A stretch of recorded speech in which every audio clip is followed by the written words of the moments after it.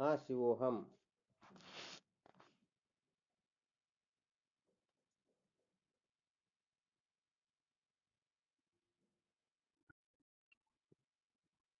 शिवोहम। क्या विषय चल रहा था अपना?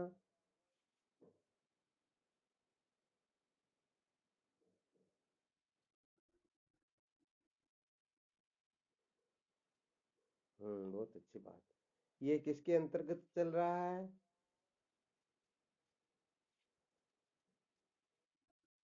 बिल्कुल ठीक।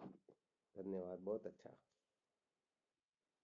अर्थात अपना मुख्य विषय चल रहा था, बंधन का स्वरूप क्या है, बंधन कैसे होता है।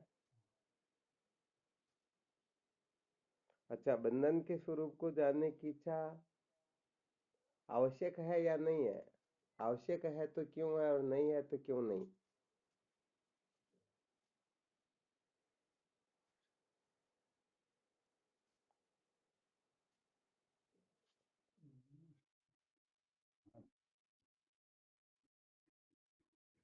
बहुत अच्छी बात।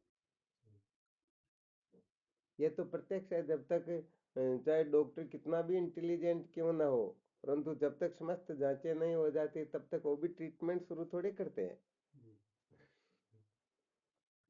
हाँ, कहने का मतलब ऐसे ही अंधेरे में गोली नहीं फेंकी जाती, बल्कि सबसे पहले ये निर्णय करना होता, निश्चय करना होता है। अच्छा, अपन बंधन के स्वरूप को निश्चय करेंगे, हम बंधे हुए हैं, और फिर उपदेश करने वाले भी ये देखेंगे, वो भी निर्णय लेंगे कि सचमुच में ये बंधन से मुक्त होना चाहते हैं या नहीं।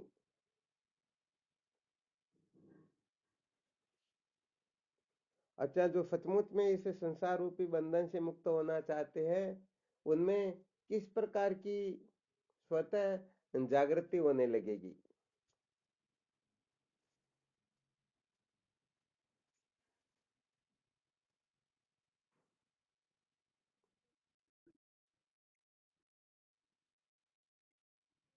बहुत अच्छी बात।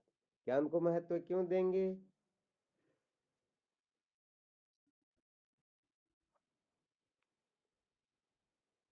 बात ठीक है, परंतु और भी कुछ बोलना था।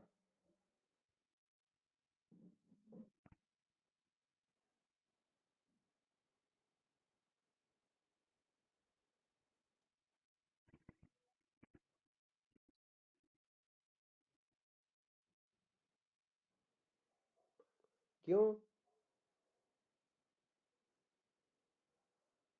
यहाँ पर ये सूत्र बताना था, बंधन जो होता है वह अज्ञान से होता है। क्योंकि बंधन अज्ञान से होता है, अतः ज्ञान से ही निवृत्त होगा, इसीलिए ज्ञान की आवश्यकता होती है। फिर ज्ञान के बारे में आप चाहे जितने सूत्र बोलो, कोई दिक्कत की बात नहीं है। तो क्या इस प्रकार का अनुभव होना आवश्यक है क्या?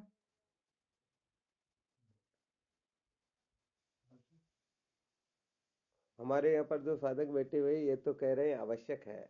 आपकी दृष्टि में?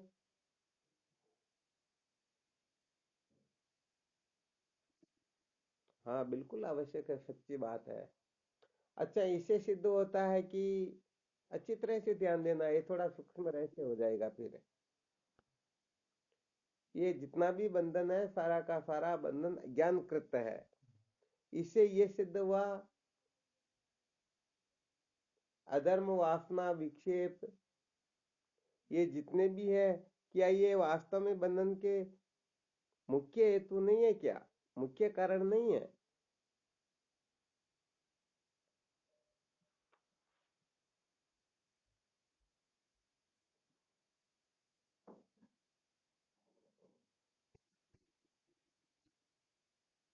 अच्छा, उनको कैसे पता चला कि ये मुख्य कारण नहीं है?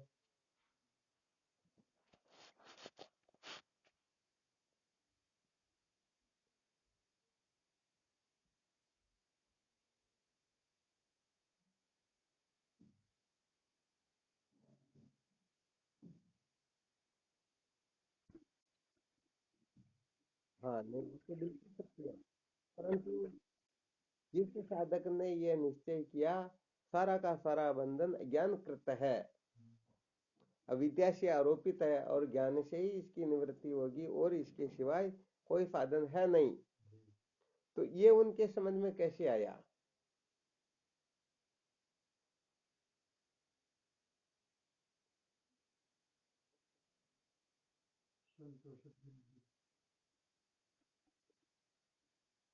अच्छा, बहुत अच्छी बात है।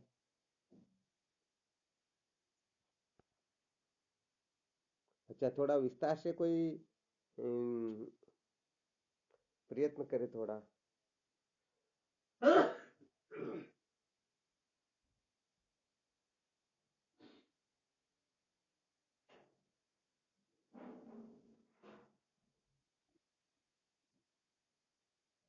कहने का मतलब बंधन ज्ञानकृत है और ज्ञान से ही इसकी निवृत्ति होगी। तो साधक को ये जो अनुभव हुआ ना, ये विचार उदय हुआ या ऐसी समझ जागृत हुई, तो ये समझ उनके हृदय में कैसे जागृत हुई?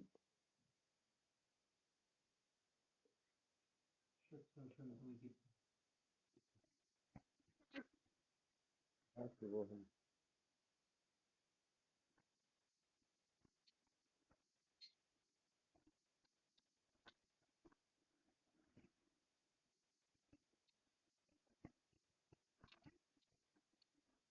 ठीक बात है।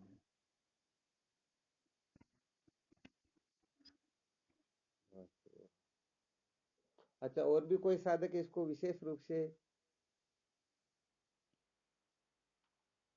कहने का मतलब एक तो देखो स्वयं का अनुभव होता है, और एक जो दूसरे सुने सुनाए लोगों का होता है। तो ये यहाँ पर जिस साधक को ऐसा अनुभव हुआ, ऐसा विवेक जागृत हुआ, सारा का सारा बंधन ज्ञानकृत है और ज्ञान से ही इसकी निवृत्ति हो सकती है। ज्ञान के सिवा और कोई साधन है ही नहीं। हाँ शिवम।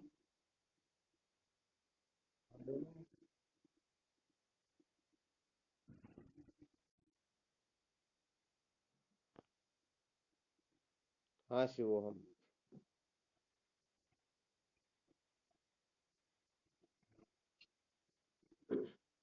अच्छा,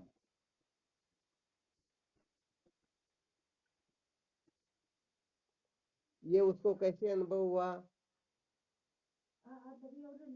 हम्म,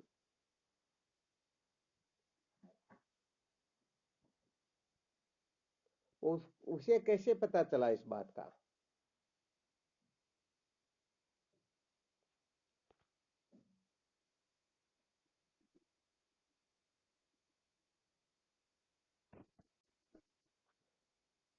अच्छा अच्छा, सत्संग से पता चला क्या? बहुत अच्छी बात है। सत्संग से कैसे चला, क्या प्रक्रिया अपनाई गई?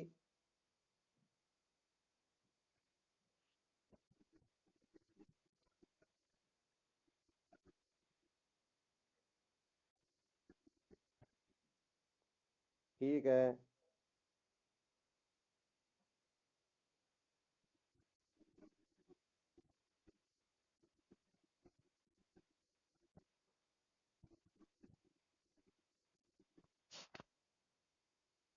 तो नहीं तो ये अभी बताया ना, एक तो स्वयं का अनुभव होता और दूसरों, एक जो दूसरों का अनुभव होता।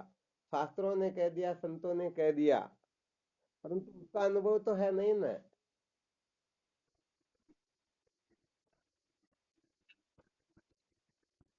नहीं, फिर वो पक्का नहीं होगा। हाँ, नहीं, प्रश्न वो है ही नहीं है। प्रश्न को समझने की चेष्टा करो। अभी तो गुरुदेव की शरण कहाँ पर, अभी तो उनका विचार चल रहा। बंधन अज्ञान से होता तभी उनके हृदय में विवेक जागृत होगा कि अब मुझे गुरुदेव की शरण लेनी चाहिए। ये तो बहुत पहले की बातें चल रही अभी तो एक तो संतों ने कह दिया, शास्त्रों ने कहा, बंधन जो है ज्ञान से होता है, ज्ञान से ही निवृत्त होगा, इसके सिवाय कोई साधन नहीं है। तो ये तो शास्त्रों का, संतों का अनुभव उसने सुना, परंतु उसका स्वयं का अनुभव थोड़ी है। हो सकता स्वयं का अनुभव हो कि इन साधनों से, धर्म से, भक्ति से, धर्म उपासना योग आदि साधनों से भी परमात्मा प्राप्ति हो सकती है। यहाँ पर वे साधक ही उत्तर दे सकेंगे जो सचमुच में थोड़ी तपे तपाए।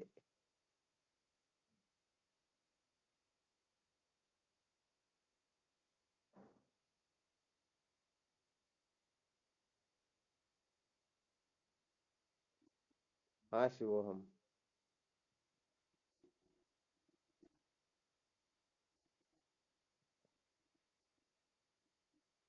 नहीं, ये तो बहुत अच्छी बात है, इसमें कोई गड़बड़ नहीं है। सारी की सारी बिल्कुल बातें बिल्कुल ही यथावत है। परंतु कहने का मतलब बंधन ज्ञान से होता है, ज्ञान से ही निवृत्त होगा। कर्म कर्म से, भक्ति से, साधना से, उपासना से, योग आदि से इसकी निवृत्ति नहीं होती, उसे कैसे पता चलेगा? हाँ शिवोहम। नहीं, फिर गड़बड़ कर रहे हो। देखो, प्रश्न को अच्छी तरह से समझो। इसमें कोई इसको नकार थोड़े रहा है। इसको तो वह भी समझ गया कि ये ज्ञान जो है, ज्ञान से ही निवृत्त हो सकता है, जैसे अंधकार प्रकाश से ही निवृत्त होता है। आप लोगों के प्रश्न समझ में आ रहा? समझ में आ रहा ना?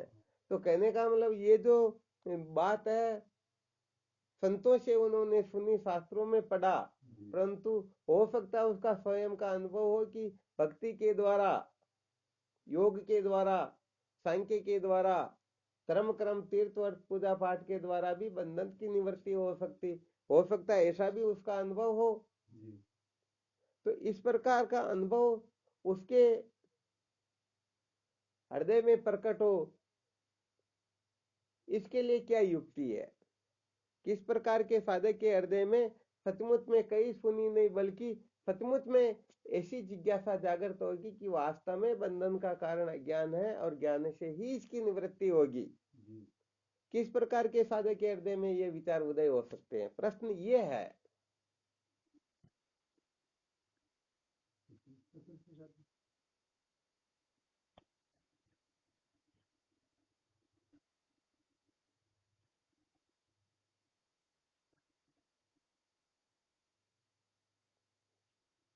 बिल्कुल बिल्कुल।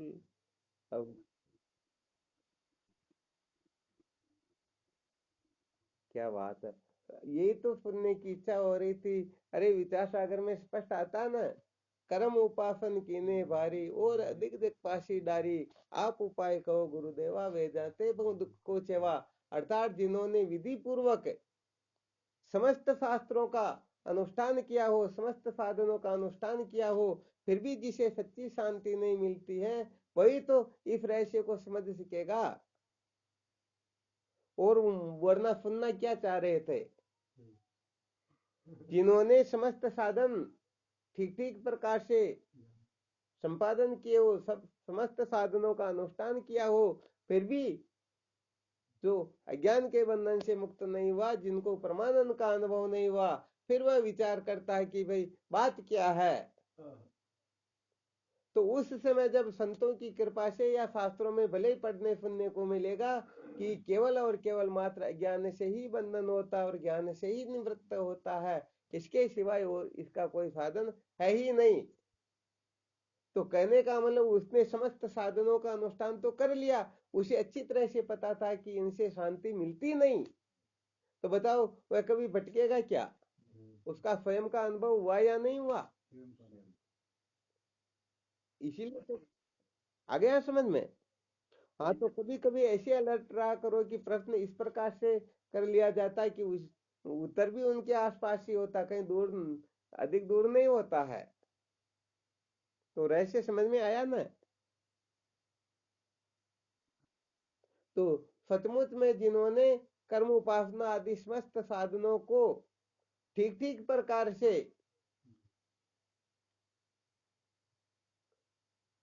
ठीक ठीक प्रकार से क्या,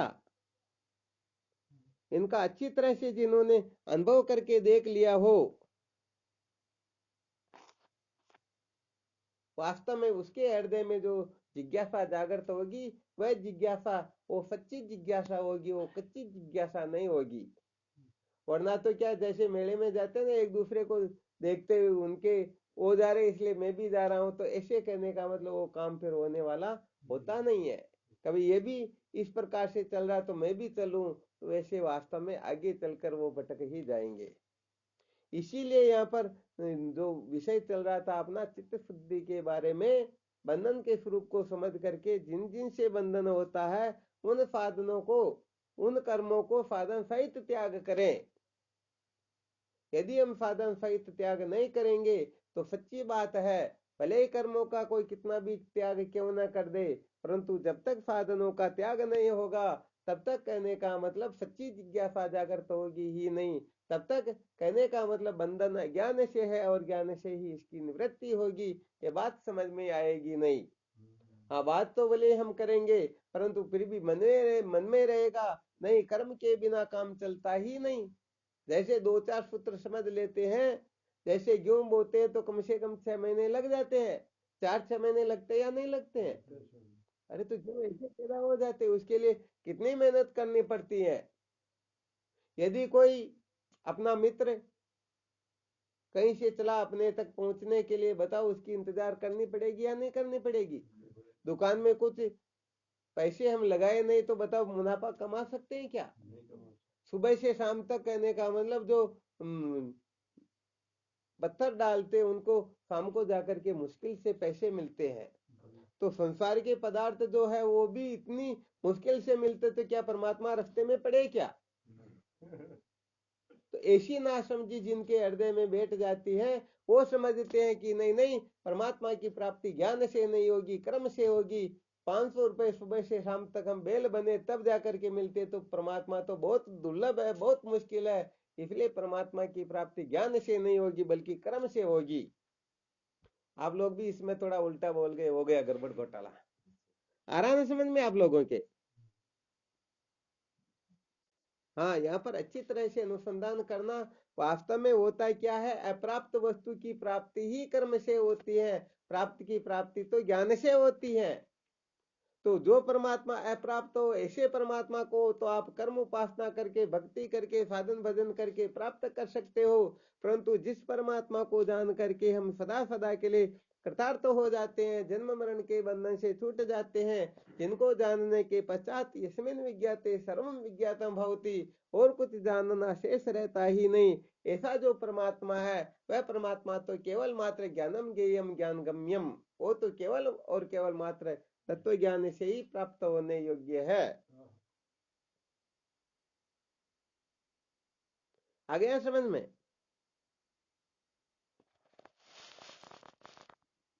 तो यहाँ पर कुल मिलाकर के इन समस्त बातों को ठीक प्रकार से समझना होगा कि ये जितने भी साधन है सारे के सारे साधन असाधन को दूर करते हैं, ये परमात्मा को प्राप्त नहीं करवाते हैं। पहले आपको बहुत बार बताया जा चुका है कि समस्त साधनों का प्राग भाव प्रध्वंसा भाव होने से ये सारे के सारे साधन ही जब नित्य है तो इनके द्वारा प्राप्त होने योग्य वस्तु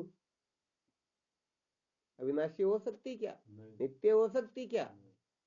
कभी नहीं हो सकती है। तो इनका ही जब नाश हो जाता है तो वह अविनाशी कैसे हो सकती है? वह तो वास्तव में अविनाशी कभी हो ही नहीं सकती। तो कहने का मतलब यह है कि ये जितने भी हमारे शास्त्रों में साधन बता रखे हैं, इन साधनों का जब तक हम ठीक ठीक प्रकार से विवेक करके, इनकी संगति लगा करके, अरे भाई कौन सा साधन कहाँ तक पहुंचाता है, ऐसा जो समझता है वह वास्तव में फिर आगे बढ़ सकता है, वरना वह साधन में ही अटक जाता है। तो यहाँ पर अटकना ही आसक्ति का परिचायक होता है। किसका? हाँ, आसक्ति का परिचायक होता है। अटक गए तो फिर वो आगे नहीं बढ़ पाएंगे। जैसे तुलसीदास जी महाराज का दृष्टांत आता है। तुलसीदास जी महाराज जब निवृत्त होने के लिए जाते थे तो थोड़ा बहुत पानी जो बचता था एक आग में डाल दिया करते थे। तो काफी समय हो गया तो 12 वर्ष के पश्चात एक भूत प्रकट होता और कहने लगता, मैं तुम्हारी भक्ति से प्रसन्न हूँ, जो भी तुम्हारे को वरदान मांगना हो मांग लो। तो तुलसीदास जी महाराज ने कहा, भाई न तो मैंने तुम्हारा अनुष्ठान किया, न तुमको याद किया, न मेरे को तुम्हारे से कोई काम है, मुझे कुछ चाहिए ही नहीं। परंतु उसने कहा, नहीं, मैं तुम्हारी भक्ति से प्रसन्न हूँ, मैं तुम्हारे को बिना दिए शांत नहीं हो सकता हूँ, कुछ न कुछ तो मैं दूंगा ही दूंगा। तब ज्यादा आग्रह किया तो तुलसीदास जी महाराज ने कहा, भाई मुझे तो भगवान राम चाहिए, उनके दर्शन करवा दो, उनकी प्राप्ति करवा दो।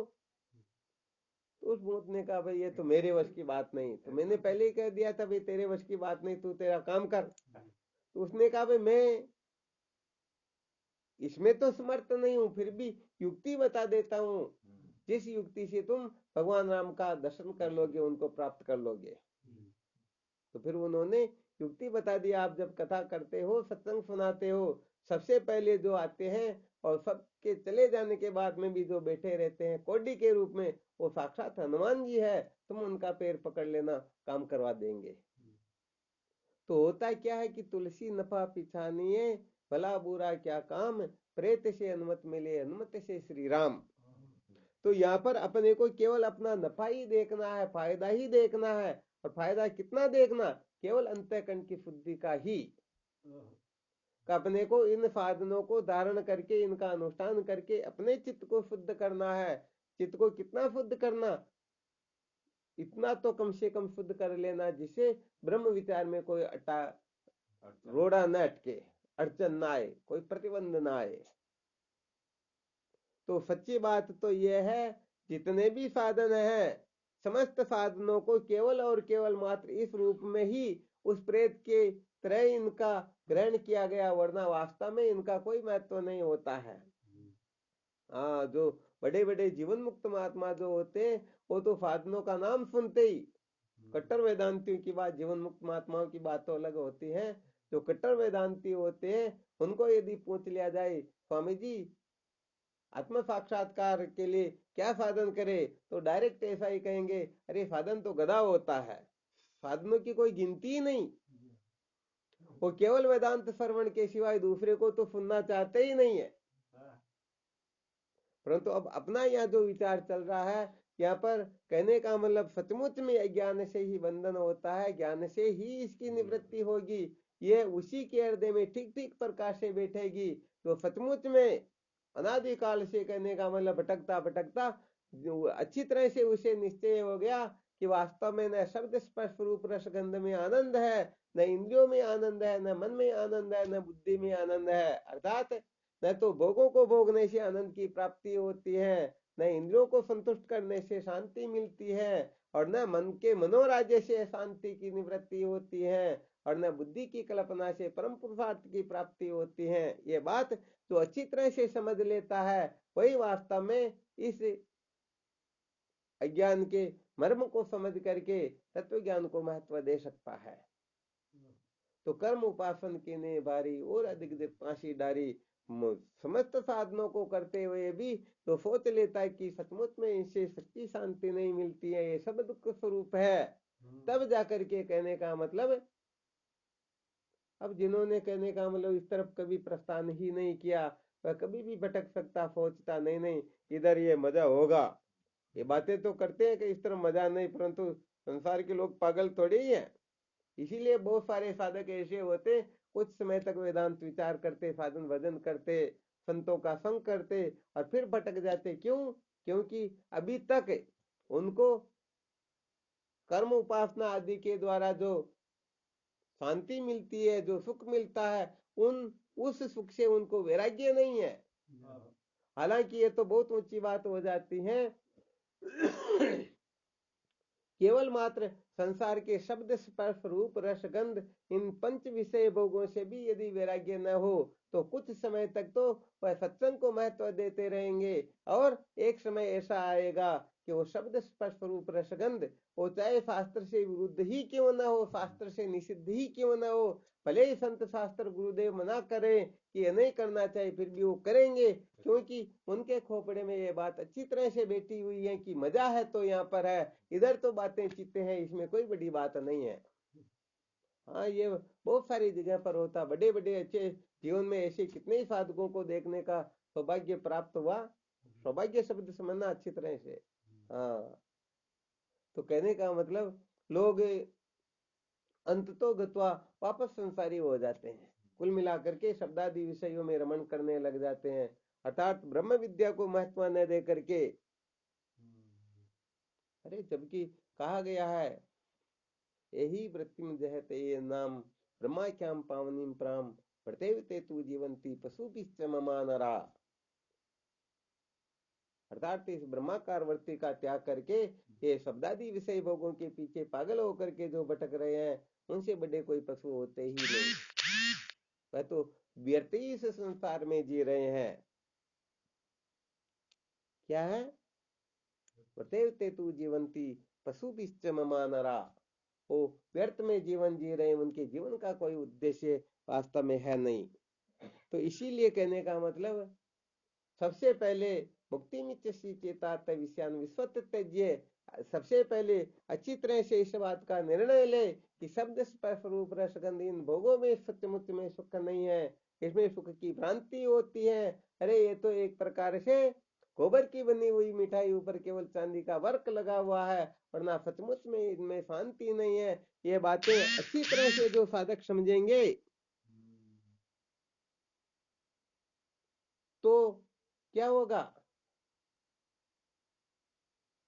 तब ही सचमुच में वो ब्रह्म विद्या के रहस्य को समझ पाएंगे। हाँ, ये बात अच्छी तरह से ध्यान देने योग्य है। तो क्या होता है कि साधक बहुत समय तक ब्रह्म विचार करके भी भटकते हैं। क्यों? क्योंकि ब्रह्म विचार से नीचे की जितनी भी कक्षाएं हैं, उन कक्षाओं से उनको वैराग्य नहीं हुआ। भूमावे तत् सुखम न अल्पे मस्ती सुखम। आत्मा आनंद रूप है, बाकी आत्मा के सिवाय जो कुछ भी है वो क्या है? दुख रूप है। तो सच्ची बात है, जब तक दुख रूप को दुख रूप नहीं समझेंगे, तब तक सुख रूप की सच्ची जिज्ञासा जागृत होगी ही नहीं। अच्छी तरह से देख लो, कितनी भी अच्छी सी अच्छी सत्संग क्यों न चल रही हो, और यदि कोई अनात्म प्रपंच का बकेड़ा खड़ा हो जाए तो बताओ किस तरफ प्रवृत्ति होगी? हाँ, तो इसीलिए कहने का मतलब सबसे पहले इस अनात्म प्रपंच की अच्छी तरह से औकात समझ लेनी चाहिए। इनका ऐसे अच्छी तरह से समझ लेना चाहिए कि कल्प कल्पांतर तक भी इनका सेवन करके कोई कृतार्थ नहीं हो सकता। तब जो ज्ञान की ओर प्रवृत्ति होगी उसको कोई हटा नहीं पाएंगे, वरना सच्ची बात है वो उनकी मर्जी के अनुसार। जैसे पहले बताया था, यदि बच्चा माँ का हाथ पकड़ेगा, उंगली पकड़ेगा, तो उसकी जब मर्जी होगी तब छोड़ देगा, और जब मर्जी होगी तब पकड़ लेगा। परंतु यदि माँ को अपना हाथ पकड़ा दे, अपनी उंगली पकड़ा दे, तो सच्ची बात है वो फिर कभी भी नहीं छोड़ेगी। हाँ, ये बात होती है। तो यहाँ पर कहने का मतलब संसार में ज्यादातर लोग माँ बनना चाहते हैं, बेटा बनने की किसी की चाह नहीं होती है। नहीं, हम बेटा क्यों बने, हम तो माँ बने, हम गुरु बने। चेला कोई बनना नहीं चाहता, डायरेक्ट गुरु बनना चाहता। ये बड़ा गड़बड़ घोटाला होता है। जीवन में कम से कम 30-35 साल से ये सबसे अधिक देखने को मिल रहा कि साधक कुछ समय तक सत्संग की ओर प्रवृत्त हुए रहते हैं और बाद में वो छूट जाते हैं। इसका कारण यही है कि अभी तक वास्तव में ज्ञान के महत्व को उन्होंने समझा नहीं। अभी तक उन्होंने अविद्या को, अज्ञान को, बंधन का कारण समझा ही नहीं। उन्होंने तो कारण समझा था, धन की कमी से हमको दुख होता है, बंधन होता है, तो धन मिलने लग गया तो भटक जाएंगे, पुत्र हो गया, स्त्री मिल गई, संसार के भोग पदार्थ मिलने लग गए, तो फिर संतों को छोड़ देंगे, सत्संग को छोड़ देंगे, साधन भजन को छोड़ देंगे। उनको ज्ञान की आवश्यकता थोड़ी है। हाँ, इसलिए ये सूत्र बड़े विलक्षण होते हैं। कहने का मतलब ज्ञान में तो केवल एक चुटकी बजे, ये भी समझो कल्प कल्पांतर हो गया, इतना भी समय नहीं लगता है, परंतु इस कचरे को दिमाग से निकालने में समय लग जाता है। तो कुल मिलाकर के संसार के पदार्थों का अच्छी तरह से रहस्य समझे कि वास्तव में सारे के सारे अपवित्र है, इनसे कभी भी सच्ची शांति नहीं मिलती है। और यदि शांति मिलती भी हो, फिर भी ब्रह्म विद्या के सामने ये कुछ नहीं। कम से कम इतना तो समझ में आ जाना ही चाहिए, तब जाकर के समझो बात कुछ और होगी। अच्छा, इसमें किसी को और कोई संशय हो तो देखो।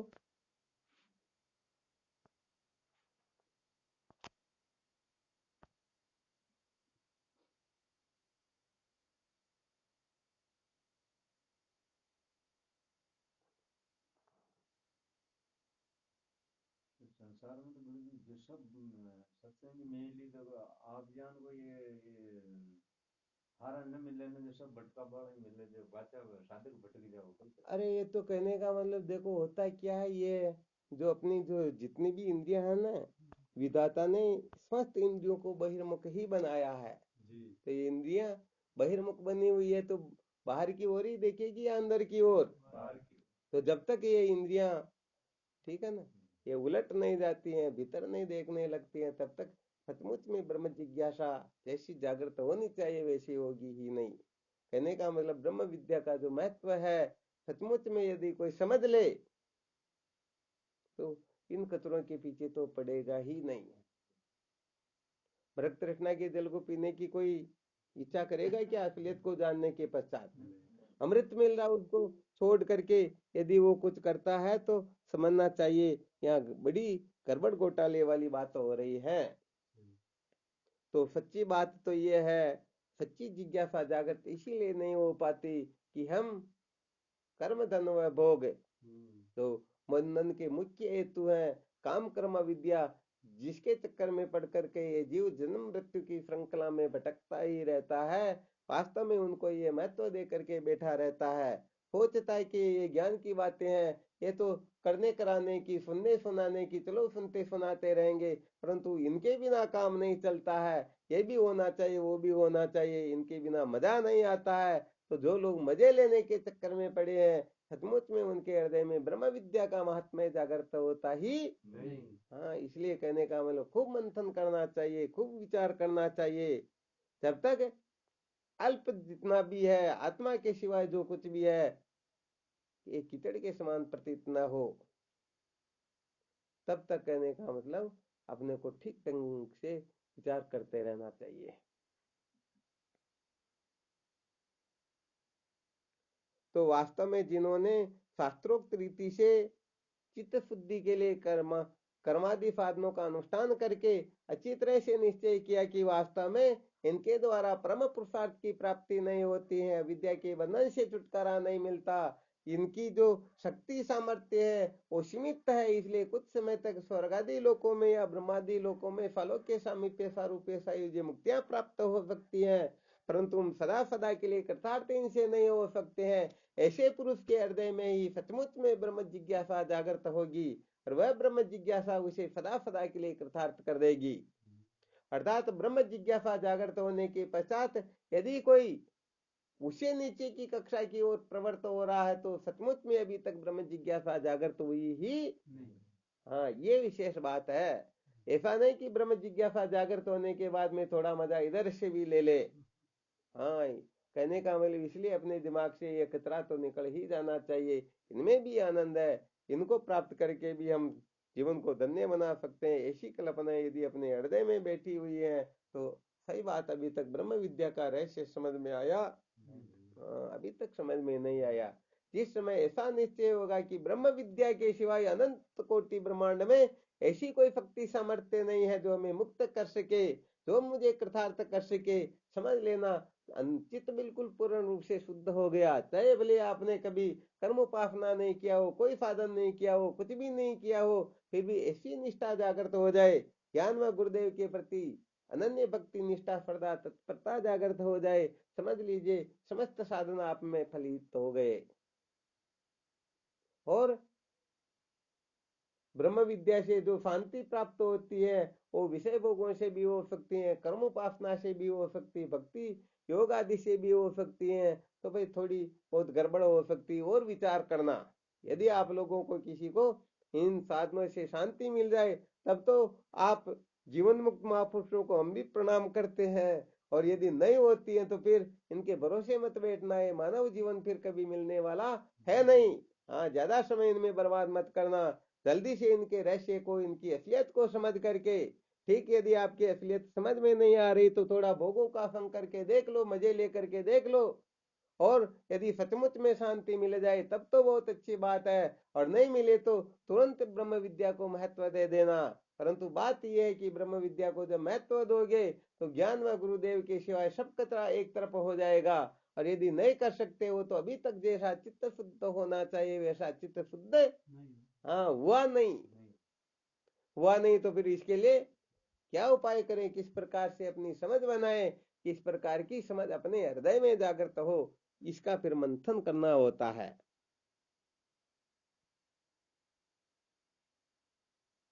अच्छा, इसमें कोई शंका संशय हो तो बोलो, किसी भी प्रकार का संशय हो।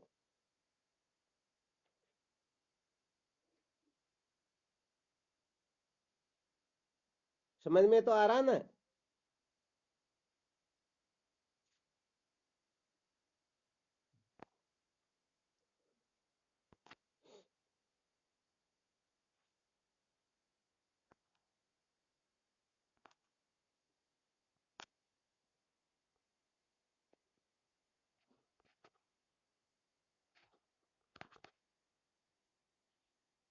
हाँ शिवोहम। अच्छा, और कोई संशय हो तो देखो। बात बिल्कुल क्लियर है ना?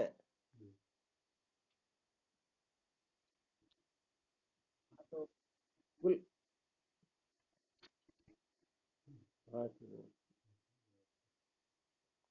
तो कहने का मतलब ये है, अपने को मंथन करते रहना कि हम बुद्धि को ज्यादा महत्व दे रहे हैं, मन को दे रहे हैं, इंद्रियों को दे रहे हैं, विषयों को दे रहे हैं, या नाते रिश्ते कुटुंबी संबंधी, ये जितने कुछ भी संसार में इनको दे रहे हैं, इनके ऊपर खूब मंथन किया करो। केवल मात्र अपने को असलियत समझनी है। छोड़ना पकड़ना वेदांत में होता ही नहीं, चिंता करने की आवश्यकता नहीं। ऐसा मत समझना कि गड़बड़ घोटाला हो जाएगा कुछ।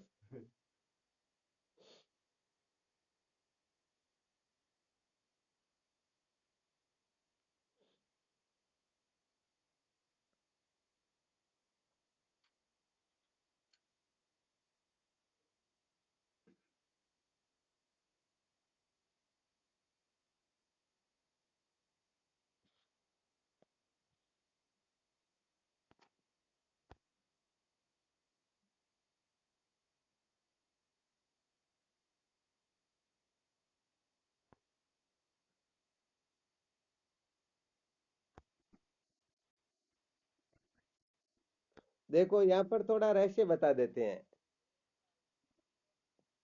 ये कर्म उपासना आपने जो प्रश्न किया ना, कर्म उपासना नहीं की, तो ऐसी बात तो है ही नहीं। ये जीव अनादि काल से कुछ न कुछ करता ही आ रहा है। वो पहले आपको एक दृष्टांत सुनाया था ना, किसी ने एक 5 किलो का हथौड़ा लेकर के एक बहुत बड़े पत्थर को तोड़ने लगा, तो 99 चोट उसमें जितनी ताकत थी लगा दी, परंतु पत्थर नहीं टूटा। तो उसने हथौड़े को एक तरफ फेंक दिया और उस पत्थर के लात लगा करके एक तरफ जाके बैठ गया। नहीं फूटता तो मस्त रहा, मेरे को कोई जरूरत नहीं है। अब एक दुबला पतला, वो तो पहलवान था, और एक दुबला पतला व्यक्ति जिसे 5 किलो का हथौड़ा भी नहीं उठ रहा था, थोड़ा बहुत जैसे तैसे उठाया, 2-4 फीट ऊपर गया और धीरे से वापस रखा और वो पत्थर टूट गया। तो क्या उस धीरे से लगने वाली चोट से पत्थर टूटा क्या? नहीं, वो तो पहले ही टूट रहा था।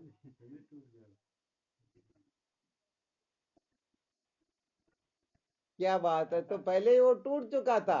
यदि वह व्यक्ति भी, वह पहलवान साहब भी एक चोट धीरे से वो रख दे तो वो टूट जाता, परंतु वो निराश हो गए थे। तो ऐसे ही कहने का मतलब, ये जीव अनादिकाल से कुछ न कुछ करता ही आ रहा है। और वैसे देखा जाए तो अन्वय व्यतिरिकी न्याय से, अथवा ऐसा समझो, किसी व्यक्ति को गड्ढे में गिरते हुए देख करके दूसरा व्यक्ति सावधान हो सकता है या नहीं हो सकता? अब वह कहे नहीं नहीं, हम तो गड्ढे में गिर करके देखेंगे पैर टूटता है या नहीं, हम दूसरों की नहीं मानते, तो फिर पैर टूटेगा या नहीं टूटेगा? टूटेगा। तो ऐसे ही कहने का मतलब, अनादिकाल के जो साधन भजन हम करते आ रहे हैं, तो वर्तमान में थोड़ा बहुत करके भी हम प्रैक्टिकली रूप से अनुभव कर सकते हैं या नहीं कर सकते? जैसे एक अंधा व्यक्ति किसी वस्तु को नहीं देख सकता, तो बताओ 1,000 अंधे मिलकर के, या 1 लाख अंधे मिलकर के, या 1 करोड़ अंधे मिलकर के देख लेंगे क्या? अरे तो जब कहने का मतलब, ज्ञान इंद्रियों के द्वारा, ज्ञान इंद्रियों के विषयों को सेवन करने से शांति नहीं मिलती है, एक विषय से शांति नहीं मिलती, तो क्या पांचों विषयों से मिल जाएगी क्या? तो इसके लिए तो साधक को ही कम से कम इतना विवेकी तो होना चाहिए कि भाई इनसे नहीं मिली तो इनसे भी नहीं मिल सकती है। तो कहने का मतलब, कुछ ना कुछ अनुष्ठान तो करेगा ही करेगा। तो कहने का मतलब, थोड़ा बहुत क्या होता है कि यथा तत्वोपदेशेन कृतार्थ सत्व बुद्धिमान आजीवमपि जिज्ञासु प्रस्तुतो मुह्यति। उत्तम साधक जो होता है वह कहने का मतलब इस प्रकार से थोड़ी बहुत बात सुन करके भी अपनी निष्ठा को मजबूत बना करके जीवन को धन्य बना लेता है। परंतु बेवकूफ लोग जीवन भर भटकते रहते हैं, उनको खूब सुनाया जाता, समझाया जाता, फिर भी वो है जहाँ के तहाँ ही रह जाते हैं। तो कुल मिलाकर के इन साधनों को हम थोड़ा बहुत करके देख सकते हैं कि सचमुच में इनसे शांति मिलती नहीं। तो यहाँ पर तात्पर्य इतना ही है कि ब्रह्म ज्ञान को जो महत्व दिया जाता है, इस तरफ अच्छी तरह से निश्चय कर ले कि ये साधन एक नहीं बल्कि समस्त साधन मिलकर के भी अविद्या के बंधन से मुक्त नहीं कर सकते हैं, इसलिए इनका महत्व नहीं बल्कि ब्रह्म विद्या का महत्व है। तो बताओ, अब ब्रह्म विद्या की ओर प्रवृत्त होगा या उसकी ओर होगा? अब ब्रह्म विद्या की ओर प्रवृत्त तो हो गया किसी कारण से, परंतु बाकी के जितने भी साधन है शब्द आदि विषयों से लेकर के उन साधनों में इन्होंने सचमुच में सुख इनसे प्राप्ति है या नहीं, इसका अच्छी तरह से विवेक नहीं हुआ। तो ये पक्का है या नहीं कि ब्रह्म विचार करते करते भी यदि उनको ऐसे भोग पदार्थों के साधन सहज रूप से उपलब्ध होते हो तो शायद उस तरफ प्रवृत्त हो सकता है या नहीं हो सकता ना? तो कम से कम इन साधनों की ब्रह्म विचार के सिवाय चाहे विधि हो चाहे निषिद्ध हो, समस्त साधनों की असलियत को अच्छी तरह से समझ ले कि वास्तव में इनसे कोई कृतार्थ हो नहीं सकता। तो ब्रह्म विचार करते समय यदि ये इस तरफ प्रवृत्त हो रहा तो समझो अभी ब्रह्म विद्या से महत्वपूर्ण वस्तु इसके लिए ये शब्दादि विषय या मन की कल्पना है, इसीलिए तो है उस तरफ से इस तरफ आ रहा। तो कम से कम इतनी समझ उनके खोपड़े में बैठ जाए कि ब्रह्म विद्या से श्रेष्ठ और कोई वस्तु है ही नहीं। ये बाकी के साधन इनसे थोड़ी देर के लिए सुख शांति मौज मस्ती मिल सकती है, परंतु स्थायी शांति इनसे मिलती नहीं। ये बात समझ में आनी चाहिए या नहीं आनी चाहिए? हाँ, ये आएगी तो वह भटकेगा नहीं। वरना कहने का मतलब जब ब्रह्म विद्या की ओर थोड़ी देर प्रवृत्त होकर के फिर यदि भटकेगा तो फिर उनके पापों का कभी अंत नहीं होगा, क्योंकि ब्रह्म विद्या को कतरा समझ रहा तभी तो है शब्दादि विषय संसार के पदार्थों की ओर भटक रहा ना। हाँ, तो यहाँ पर फिर गड़बड़ घोटाला ये होता। इसीलिए साधकों को अच्छी तरह से सावधान रहना चाहिए, अच्छी तरह से इनके स्वरूप को समझ लेना चाहिए, इनकी असलियत को समझ लेना चाहिए कि इनसे जो शांति मिलती है ये अपने जीवन को पूर्ण रूप से धन्य नहीं बना पाती। यदि आपको पूर्ण रूप से धन्य बनना है तो इन कचरे से ऊपर उठना होगा, इनको कचरा समझना होगा। और नहीं नहीं, मुझे तो अल्प सुख ही चाहिए, तब कहने का मतलब जो कर रहे हो करते रहो, कोई दिक्कत की बात नहीं, आपकी मंशा निश्चित रूप से पूर्ण हो जाएगी।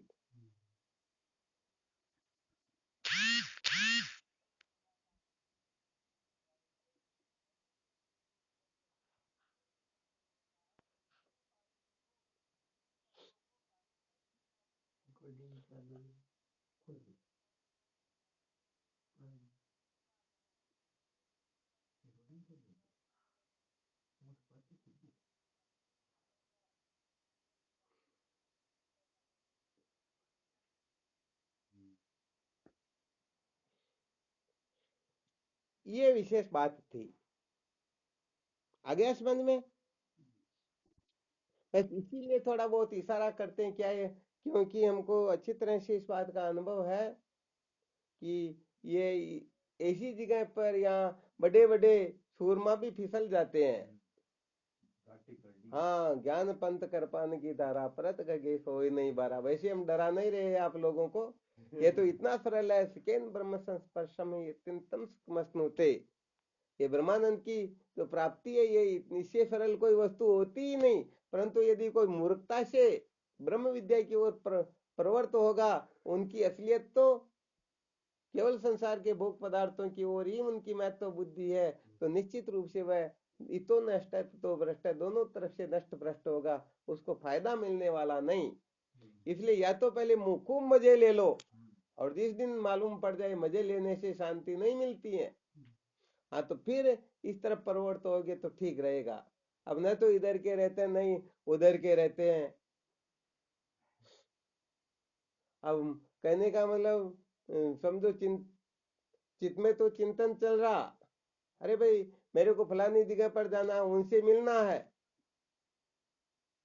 और किसी का चिंतन चल रहा, अभी कोई ऑनलाइन आने वाले, मेरे को बहुत सारी चर्चाएं करनी, तो फिर कहने का मतलब चित्त वहां रहेगा या सत्संग में रहेगा? हाँ, तो कहने का मतलब सबसे पहले इन कतरों से अच्छी तरह से मुक्त हो जाना चाहिए, ऊपर उठ जाना चाहिए। सचमुच में कल्प कल्पांतर तक यदि इन विषयों का सेवन करे फिर भी सच्ची शांति मिलने वाली है नहीं, इस बात को अच्छी तरह से समझना होता। तो समस्त गड़बड़ घोटाले से मुक्त होकर के फिर ब्रह्म विचार करो, तो सचमुच में आपका जीवन धन्य हो जाएगा। वरना सच्ची बात है, हम भले बैठेंगे यहाँ पर, परंतु अपना चित्त पता नहीं किसी का चिंतन करेगा। तो देखो भाई, यदि कोई किसी से मिलना चाहता है तो उनका इंतजार भी करना पड़ेगा, यदि किसी वस्तु को उत्पन्न करना चाहता है तो उसके लिए भी पुरुषार्थ कर, सब कुछ करना होगा।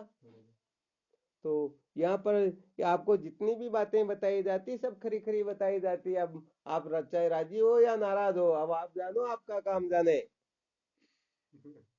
हाँ, सच्ची बात है। जो कहने का मतलब छोटी छोटी चीजों के लिए पागल हो रहे, सच्ची बात बता देते, वो ब्रह्म विद्या के अधिकारी है ही नहीं।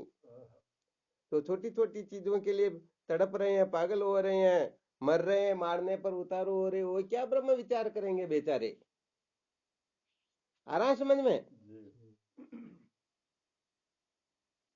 हाँ, इसलिए कहने का मतलब भूमा वे तत् सुखम न अल्पे मस्ती सुखम, आत्मा आनंद स्वरूप है, बाकी सब दुख स्वरूप है। तो दुख स्वरूप है तो हम उनको सचमुच में दुख स्वरूप समझते हैं या नहीं?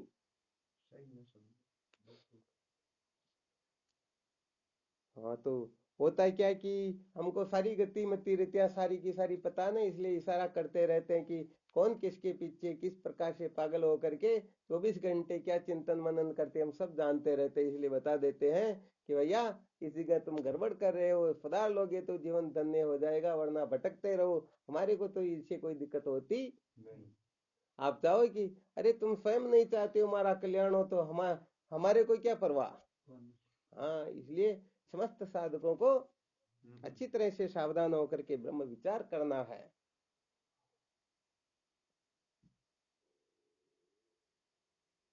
आप तो किनारा पे वो नदी है, मैं नदी बीच में रस्सी पकड़ रखी, तो अब मैं छोड़ देता ही मैंने नुकसान, और आप छोड़ देते अरे किनारे की तरफ आना चाहते तब तो बात कुछ और है, परंतु और बीच में जाना चाहते हैं। हाँ, नाव भी पड़ी हुई है, उसमें तो बैठते नहीं, और मगरमच्छ को पकड़ करके नहीं नहीं हम तो पहुंच जाएंगे किनारे पर। तो कितना बड़ा गड़बड़ घोटाला।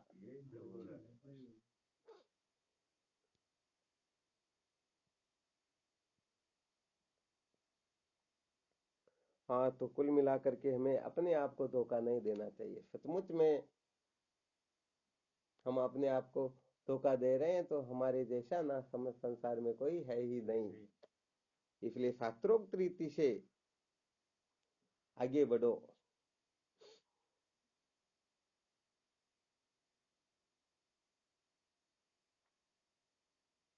जैसे आप अभी मेरे सामने बैठे हुए हो, अब मेरे सामने बैठ करके भी बड़ी बड़ी गड़बड़, बड़े बड़े गड़बड़ घोटाले कर रहे हो, तो फिर मैं नहीं रहूंगा तो पता नहीं क्या करोगे। हैं? तो कोई गुरुजी के साथ में रहे और फिर भी पता नहीं क्या क्या करे तो क्या होगा फिर? हाँ, तो गुरुजी को भी कितना धोखा दे रहे और अपने आप को भी कितना धोखा दे रहे हैं।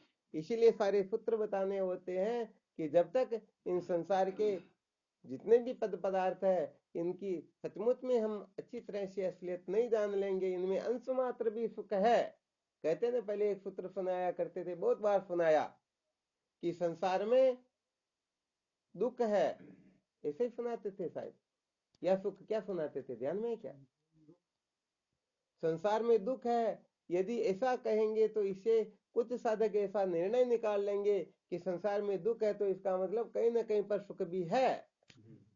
वो हमको दिखाई नहीं दे रहा परंतु है, तो भी बताओ उनकी प्रवृत्ति संसार की ओर होगी या नहीं होगी? इसलिए संसार में दुख है ऐसा मत सोचो, ऐसा निश्चय करो कि संसार दुख स्वरूप ही है, यहाँ पर अंश मात्र भी सुख नहीं है। तो ये सच्ची बात बताएं तो जब सचमुच में आप इसे हृदय से स्वीकार करोगे तभी संसार से आप मुक्त होने लगोगे, तभी इनसे ऊपर उठने लगोगे। वरना सच्ची बात है, यहाँ पर हंसिया तोड़े से ठोक ठोक करके वेदांती नहीं बनाया जाता। ऐसा नहीं जैसे वो हंसिया तोड़ा समझ में आ गया क्या? हाँ, छीनी और हथौड़ा लेकर के जैसे पत्थर को गढ़ते हैं, यहाँ पर ऐसा काम नहीं होता। सचमुच में आप इनसे विरक्त होगे तो आगे की बातें समझ में आने लग जाएगी। ऐसा नहीं कि किसी को जबरदस्ती पकड़ करके तुमको वेदांती बनना पड़ेगा या समझना पड़ेगा। हाँ बिल्कुल, इसलिए हम स्वयं समझदार ना हो तो कोई कुछ नहीं कर सकता। इसलिए अपने खोपड़े में अच्छी तरह से संस्कार बैठ जाइए। ठीक नहीं है तो ठीक नहीं है, उस ओर जाए ही नहीं, चाहे कुछ भी क्यों ना करना पड़े। बात ये होती है।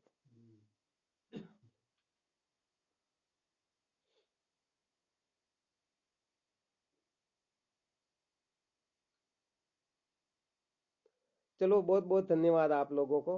आप सब सूरवीर हो। और हाँ बिल्कुल।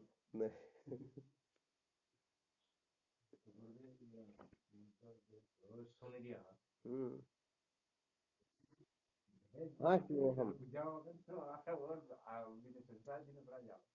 नहीं नहीं, अभी आप तो बहुत आगे बढ़े।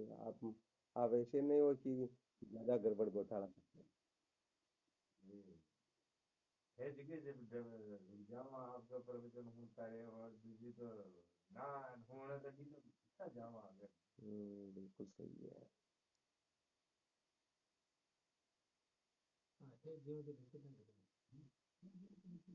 हाँ हाँ, नमो नारायण शिव। मूल बात ये है कि जब तक हम अपने मन के बहकावे में आते रहेंगे तब तक समझो सत्संग का एक अक्षर भी समझ में नहीं आया। हाँ, इसीलिए मन के चक्कर में पड़े हुए हैं तो मत समझ लेना कि मैं साधक हूँ, सत्संगी हूँ। हाँ बिल्कुल सत्य बात है। मन और इंद्रियों के चक्कर में पड़े हुए जीव वो तड़प तड़प करके ही मरते, उनको शांति कदापि मिलती नहीं। इसलिए ये मन और इंद्रियां क्या है, ये धोखा देने वाले होते हैं। हाँ, ये अपने को यथार्थ नहीं बताते हैं, ये बहकाते हैं अपने को। नहीं, ऐसा करो मजा तो इसी आएगा। तो ये ऐसा वैसा करने के चक्कर में ही अपने को भटकाते हैं।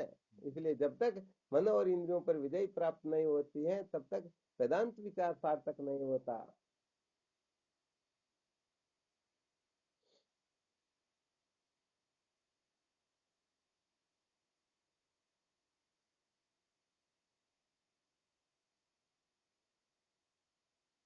चलो, बहुत धन्यवाद। आज तो काफी समय भी हो गया। हाँ चलो। हाँ, नमो नारायण। और कोई शंका हो तो बोलो। क्या करना है अपने को, तो सत्संग की चर्चा ही तो करनी है। समझने में खूब ठीक है बना शन ठोक ठोक कर पाड़ा तो कोई वो देखेला आना नाराज है जावे लागे यूं मीठा में ही है तो खुद ही बिगड़ने जरूरी है।